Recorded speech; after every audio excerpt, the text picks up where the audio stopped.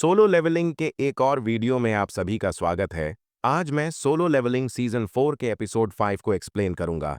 तो ज्यादा देर न करते हुए चलो आज का वीडियो शुरू करते हैं। एपिसोड की शुरुआत में हम देखते हैं कि राकन के अटैक की वजह से जिन्वू की हालत बहुत ही खराब है और अटैक की वजह से जिन्वू को इतना डैमेज हुआ है कि जिन्वू खुद को हील भी नहीं कर पा रहा है। इसीलिए जिन्वू अफसोस करते हुए मन ही मन कहता है कि तो क्या मेरा लेवल इतना बढ़ा लेकिन उसका कोई मतलब ही नहीं है। और फ्रॉस्ट मॉनर्क जिन्वू का मजाक उड़ाने लगता है क्योंकि जिन्वू कंप्लीट मॉनर्क नहीं है, फ्रॉस्ट मॉनर्क, और कहता है कि जब हमारी आर्मी इस दुनिया में आएगी तब धरती पर कोई इंसान नहीं बचेगा, सिर्फ इंसानों की लाशें बचेंगी। लेकिन जहां तुम पैदा हुए हो वहां के इंसानों को मैं फ्रीज कर दूंगा ताकि वे अनंत काल तक कष्ट झेलते रहें। और हम देखते हैं कि जिन्वू की इस हालत को देखकर सब लोग शॉक हो गए और उन्होंने अपनी सारी उम्मीदें खो दीं। वहीं जिन्वू की मां और बहन रोने लगती हैं। फिर फ्रॉस्ट मॉनर्क जिन्वू को फ्रीज करने लगता है और हम देखते हैं कि जिन्वू पूरी तरह फ्रीज हो जाता है और नोटिफिकेशन आता है, प्लेयर हैज डाइड, यानी जिन्वू मर जाता है। उसके बाद कुछ समय अंधेरा रहने के बाद फिर से नोटिफिकेशन आता है, players is in possession of the black heart. फिर और नोटिफिकेशंस आते हैं जिनमें लिखा होता है कि तुम्हारी अननोन स्किल की सारी रिक्वायरमेंट्स पूरी हो गई हैं। फिर वो अननोन स्किल मैक्स हो जाती है। उसके बाद हम देखते हैं कि जिन्वू फिर से उसी अस्पताल में जागता है जहां वो पहली बार डबल डंजन से बाहर आने के बाद जागा था। और जिन्वू उठते ही राकन और फ्रॉस्ट मॉनर्क ने उसे मार डाला था। ये सोचने लगता है और कहता है, क्या वो सब सिर्फ ड्रीम था? जिन्वू और सोचने लगता है कि वो आइस डैगर तो मेरे हार्ट में लगा था, तो फिर मैं अब भी जिंदा कैसे हूं? तभी जिन्वू के पास चीफ वू मिलने आते हैं। जिन्वू वू को देखते ही कहता है, चेयरमैन वू, मॉन्स्टर्स का क्या हुआ और मैं अब भी जिंदा कैसे हूं? ये सुनकर चीफ वू शॉक हो जाते हैं और जिन्वू चीफ वू से बात करके समझता है कि वो टाइम के पीछे आ गया है। लेकिन जिन्वू ये समझ नहीं पाता कि वो इस टाइमलाइन में कैसे आ गया। फिर जिन्वू अपना लेवल, स्किल और इन्वेंट्री चेक करता है, लेकिन वो देखता है कि सब कुछ बिल्कुल ठीक है और जिन्वू का चेहरा भी लेवल अप होने के बाद जैसा था वैसा ही है। तभी जिन्वू से मिलने के लिए जीना और सॉन्ग यी आते हैं, लेकिन जीना जिन्वू को पहचान नहीं पाती। ये देखकर जिन्वू जीना से कहता है, तुम सच में मुझे पहचान नहीं पा रही? ये सुनकर जीना कहती है, क्या तुम श्योर हो कि तुम ही मेरे भाई हो? मुझे तो तुम एकदम ग्रोन लग रहे हो। जिन्वू कहता है, ये बस तुम्हारी फीलिंग लगती है। फिर जिन्वू जीना से कहता है, मैं अब हंटर एसोसिएशन के ऑफिस जाऊंगा। ये सुनकर जीना कहती है, क्यों तुम वहां जाओगे? जिन्वू कहता है, मैं उन्हें यह बताने जा रहा हूं कि मैं हंटर का काम छोड़ दूंगा। जिन्वू जिना से और कहता है, तुम अब स्कूल जाओ। ये कहकर जिन्वू वहां से जाने लगता है और जाते समय जिन्वू सॉन्ग ई से कहता है, तुम हंटर बनने के लिए पढ़ाई छोड़ने के बारे में सोचना भी मत। फिर हम जानते हैं कि जिन्वू के पास पहले की तरह सब कुछ है, लेकिन उसके पास उसका शैडो सोल्जर नहीं है और जिन्वू अब फिर से अपनी शैडो आर्मी रीबिल्ड करना चाहता है। लेकिन जिन्वू अभी भी ये सोचता है कि वो टाइम के पीछे कैसे चला आया। फिर हम देखते हैं कि जिन्वू हंटर एसोसिएशन जाकर चेयरमैन से मिलता है और चेयरमैन को मनाने की कोशिश करता है कि वो उसे अकेले ही जेजू आइलैंड पर जाने दें। तभी जिन्वू के पास एक नोटिफिकेशन आता है, क्या तुम इस दुनिया को रिस्टार्ट करना चाहते हो? लेकिन इस नोटिफिकेशन को वो इग्नोर कर देता है। तभी और जिन्वू हम के पास देखते फिर हैं कि से जिन्वू की वर्ल्ड बात रिस्टार्ट का सुनकर नोटिफिकेशन चेयरमैन आता शॉक है, हो जाते लेकिन हैं इस और बार भी कहते हैं, जिन्वू इसका कोई कृपया जवाब ऐसी नहीं देता। हास्यास्पद बातें मत करो। क्या तुम नहीं जानते कि हम कितनी बार जेजू आइलैंड रेड में फेल हुए हैं? तभी चेयरमैन जिन्वू की माना देखकर शॉक होकर मन ही मन कहते हैं, इतनी एनर्जी? फिर जिन्वू कहता है, ये ऐसा काम है जो सिर्फ मैं ही पूरा कर सकता हूं, इसलिए इसे मुझ पर छोड़ दीजिए और मैं आपको विश्वास दिलाऊंगा कि मैं ये कर पाऊंगा। चेयरमैन तब भी शॉक में रहते हैं और कहते हैं, तुम असल में हो कौन? फिर हम देखते हैं कि जिन्वू के साथ वही घटनाएं होने लगती हैं जो हमने सीजन 1 और 2 में देखी थीं, यानी जिन्वू रेड में जाकर मॉन्स्टर्स को मारकर उन्हें शैडो सोल्जर बना रहा है, जैसा कि उसने प्लान किया था। और इन सब के बीच जिन्वू के पास वर्ल्ड रीस्टार्ट का नोटिफिकेशन आता ही रहता है और इतनी बार ये एक ही नोटिफिकेशन देखकर जिन्वू कहता है, तुम इसे बंद क्यों नहीं करते? मैं जानता हूं कि ये सब इल्यूजन्स हैं, तो इसे बंद करो और सामने आओ। तुम कब तक मुझे ऊपर से देखते रहोगे? तभी जिन्वू के चारों ओर अंधेरा हो जाता है और जिन्वू के पास वर्ल्ड रीस्टार्ट का नोटिफिकेशन लगातार आता रहता है। तभी वहां ऐशबॉर्न आता है। ऐशबॉर्न को देखकर जिन्वू कहता है, तुम कौन हो? क्या तुम किंग ऑफ द डेड हो? ऐशबॉर्न जिन्वू से कहता है, अगर तुम चाहो तो तुम इस दुनिया में अनंत काल तक रह सकते हो। ये एक सुंदर सपने जैसा है। ये सुनकर जिन्वू ऐशबॉर्न से पूछता है, क्या तुम ही हो जिसने ये इल्यूजन क्रिएट किया है? ऐशबॉर्न जवाब देता है, मैं नहीं, ये तुमने क्रिएट किया है। ये तुम्हारी गलतियों को सुधारने की इच्छा और मेरी शक्ति को मिलाकर बनाया गया एक संसार है। आसान भाषा में कहूं तो ये मेरा इलाका है। ऐशबॉर्न जिन्वू से और कहता है, मैंने तुम्हें बहुत लंबे समय तक वॉच किया है, जितना तुम सोच भी नहीं सकते। तुम जो हमेशा डेथ के करीब रहे, फिर भी रेजिस्ट करते रहे। मैं तुम्हारे स्ट्रगल का रिकॉर्ड हूं, तुम्हारे रेजिस्टेंस का प्रमाण हूं और तुम्हारे सफरिंग का रिवॉर्ड हूं। मैं डेथ हूं, मैं इटर्नल रेस्ट हूं और मैं टेरर हूं। मैं तुम ही हूं। ऐशबॉर्न और कहता है, मेरी इस टेरिटरी के अंदर तुम जो चाहो वो कर सकते हो। तुम मेरे सर्वेंट्स को अपने सर्वेंट्स बना सकते हो और मेरी पावर भी अब्जॉर्ब कर सकते हो उनके अंदर से। हालांकि ये सिर्फ तुम्हारी टेरिटरी में ही संभव है। पूरी दुनिया को क्रिएट, डिस्ट्रॉय और चेंज करने की शक्ति, ये एक ऑमनिपोटेंट पावर है। ये सुनकर जिन्वू कहता है, तो तुम कह रहे हो कि मेरे और तुम्हारे अंदर एक जैसी पावर है? ऐशबॉर्न कहता है, मैं तुमसे मिलने के लिए बहुत दिनों से इंतजार कर रहा था। फिर ऐशबॉर्न जिन्वू को अपना पास्ट और ओरिजिन बताने लगता है। ऐशबॉर्न कहता है, मैं शैडो मोनार्क हूं, किंग ऑफ द डेड, जो डेथ पर राज करता है और एडमिनिस्ट्रेटर है डार्कनेस का सबसे डीपेस्ट हिस्सा। जिन्वू ऐशबॉर्न से पूछता है, तुमने मुझे ही क्यों चूज किया? ये सुनकर ऐशबॉर्न कहता है, मुझे तुम्हें हमारा शुरू और अंत और तुम्हारा शुरू दिखाना चाहिए। ये कहते कहते ऐशबॉर्न जिन्वू को दिखाने के लिए एक गेट जैसा कुछ खोल देता है। फिर सीन शिफ्ट होता है प्रेजेंट जिन्वू की तरफ और हम देखते हैं कि जिन्वू को फ्रॉस्ट मोनार्क ने फ्रीज कर दिया था। उसकी बॉडी धीरे धीरे फ्रीज से मुक्त होने लगती है। तब राकान कहता है, वो श्योर मर चुका है। तभी थॉमस लेनर्ड से कहता है, हे, जिन्वू की प्रेजेंस अभी गायब हो गई। यहां क्या हुआ था?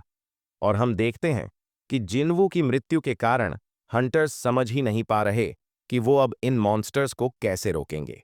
लेकिन तभी कोरिया का एक एस रैंक हंटर हिम्मत करके सबको फायर करने के लिए रेडी रहने को कहता है, ताकि उसके सिग्नल देते ही तुरंत मॉन्स्टर्स पर फायर किया जा सके। लेकिन जैसे ही उसकी नज़र फ्रॉस्ट मोनार्क की नज़र से मिलती है, वो बहुत डर जाता है। लेकिन तभी फ्रॉस्ट मोनार्क नोटिस कर लेता है कि जिन्वू की बॉडी आइस से मुक्त हो रही है। ये देखकर वो चिल्लाकर कहता है, हम इसे किसी भी हाल में होने नहीं देंगे। मतलब वो समझ जाता है कि जिन्वू जल्द ही ओरिजिनल शैडो मोनार्क में ट्रांसफॉर्म हो जाएगा और इसीलिए जिन्वू को ट्रांसफॉर्म होने से पहले मारने के लिए राकन और फ्रॉस्ट मोनार्क जिन्वू पर अटैक कर देते हैं। और तभी जिन्वू के पिता इल हुआन वहां एंट्री मारते हैं और आते ही राकान और फ्रॉस्ट मोनार्क के मुंह पर लात मारते हैं और कहते हैं, यहां से इसे मैं संभालूंगा और कोई भी इस बच्चे को छू भी नहीं पाएगा। फिर सीन शिफ्ट होता है पास्ट में और हम देखते हैं कि वहां ऐशबॉर्न जिन्वू को अपना ओरिजिन दिखा रहा है और कह रहा है, जब इस यूनिवर्स में लाइट और डार्कनेस के अलावा कुछ भी नहीं था, तब एब्सोल्यूट बीइंग ने लाइट से द एमिसेरीज ऑफ गॉड को क्रिएट किया और डार्कनेस से 8 सॉवरेन्स को क्रिएट किया। सॉवरेन्स को क्रिएट किया गया था इस यूनिवर्स को नष्ट करने के लिए और एमिसेरीज को क्रिएट किया गया था यूनिवर्स में बैलेंस बनाए रखने के लिए। और एमिसेरीज और सॉवरेन्स आपस में एक दूसरे के सोल्जर्स को मारते ही रहते थे। मतलब एमिसेरीज और सॉवरेन्स के बीच हमेशा युद्ध चलता रहता था।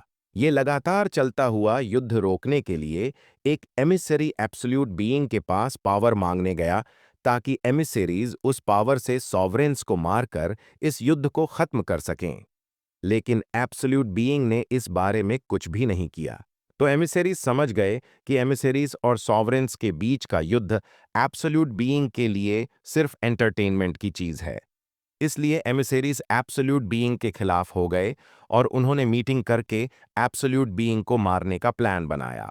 और हम देखते हैं ऐशबॉर्न जिन्वू को एक एमिसरी दिखाकर कहता है, ये है पास्ट का मैं। मतलब ऐशबॉर्न मोनार्क बनने से पहले रूलर था।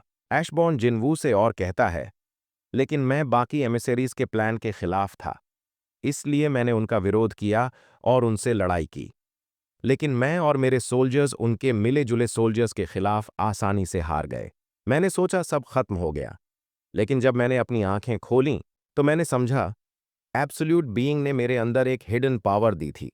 और तभी हम देखते हैं ऐशबॉर्न अपने मोनार्क फॉर्म में ट्रांसफॉर्म होने लगता है और अराइज कहकर वहां मौजूद मरे हुए सोल्जर्स को अपने शैडो सोल्जर्स बना देता है और ऐशबॉर्न अपने इन नए सोल्जर्स को लेकर बैटलफील्ड की तरफ जाता है।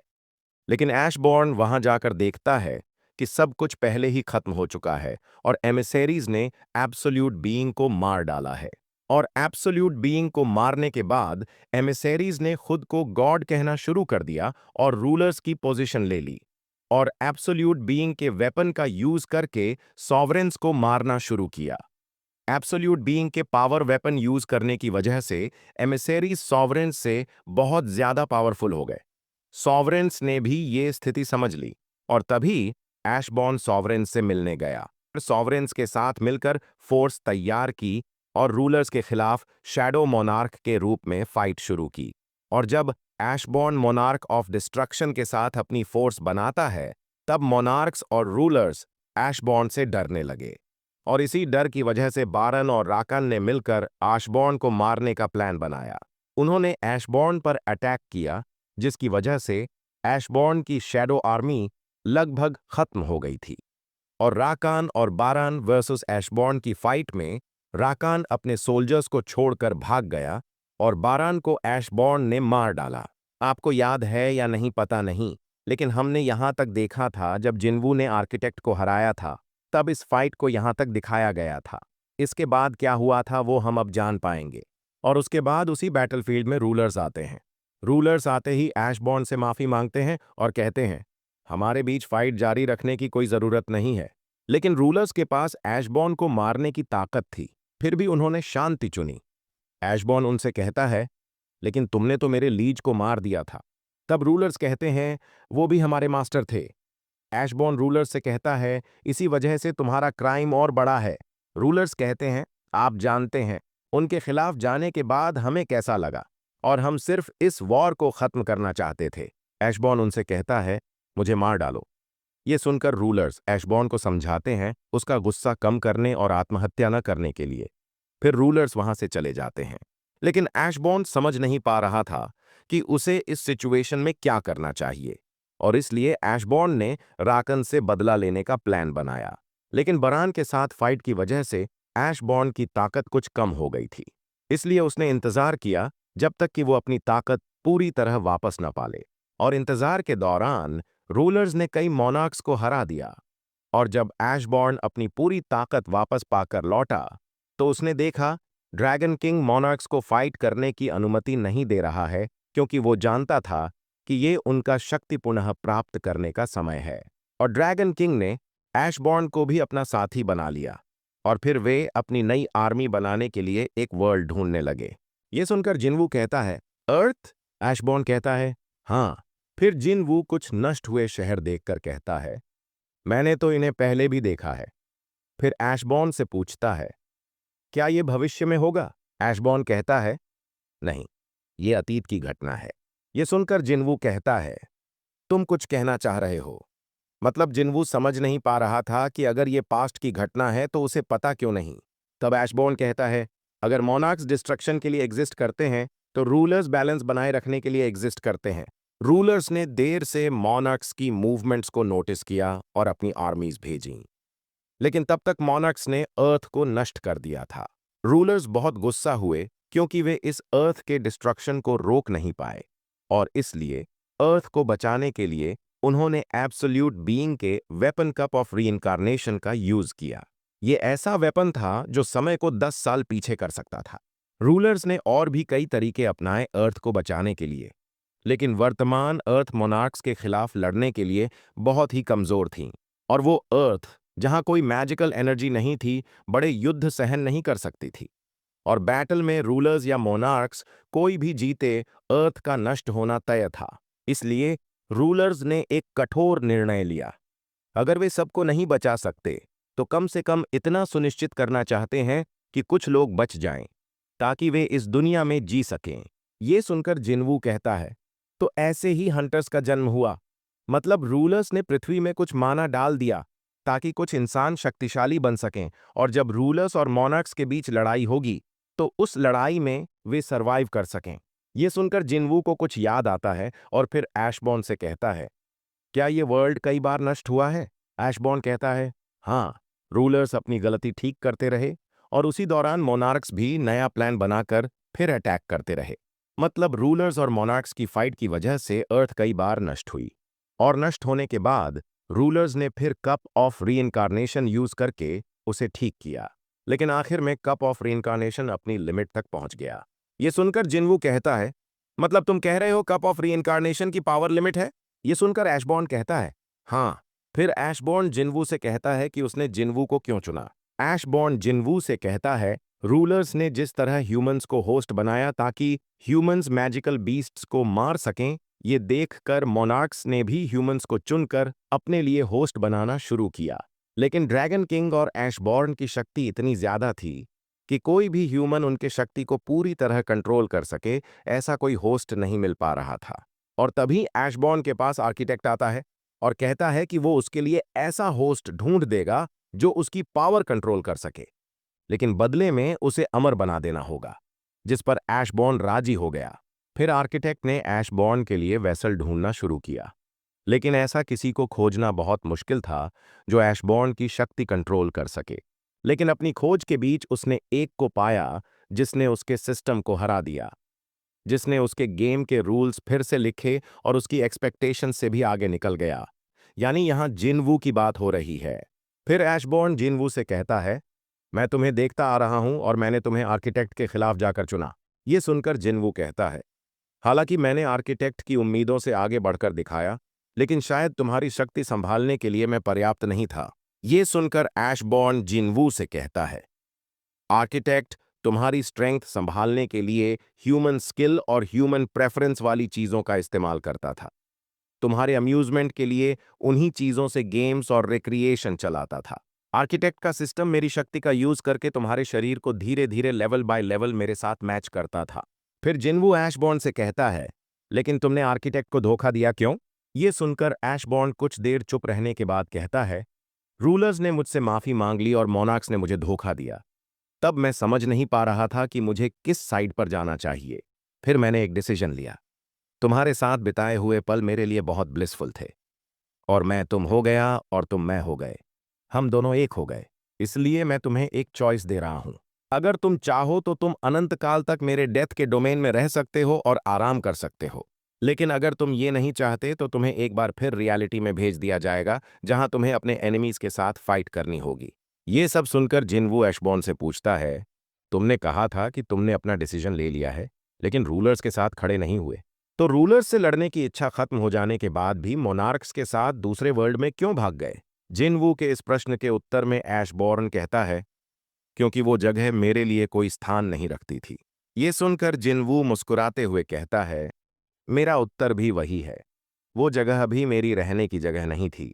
ये सुनकर ऐशबॉर्न भी मुस्कुराते हुए वहां से जाने लगता है। तब जिनवू ऐशबॉर्न से पूछता है, क्या ये आखिरी बार है जब मैं तुम्हें देख रहा हूं? ये सुनकर ऐशबॉर्न जिनवू से कहता है, मैं रेस्ट करने जा रहा हूं, लेकिन तुम शैडो मोनार्क एक अमर लाइफ जियोगे। फिर ऐशबॉर्न जिनवू को बताने ही जाता है कि जिनवू कैसे अपनी असली टाइमलाइन में वापस जाएगा। लेकिन जिनवू कहता है, मैं जानता हूं, क्योंकि मैं ही तुम हूं।